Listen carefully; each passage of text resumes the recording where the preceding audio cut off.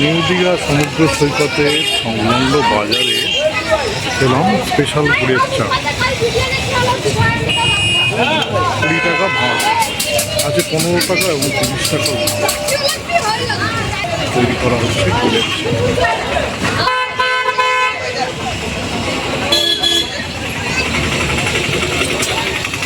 এই গুড়ের চাটা কিসের ভাই, কিভাবে বানাবো? জাগারি পাউডার দিয়ে? আখের গুড়, জাগারি পাউডার দিলে চা ফেটে যাবে। আচ্ছা, আখের গুড়ের গুঁড়ো। কি কি দামের আছে বলো তো? 20 টাকা, 15 টাকা, 30 টাকা? ছোট মাল 15 টাকা আছে, বড় মালটা 20 টাকা, 30 টাকা। 15, 20, 30 ভাঁড়ের মাপ অনুযায়ী না, যেমন সাইজ অনুযায়ী।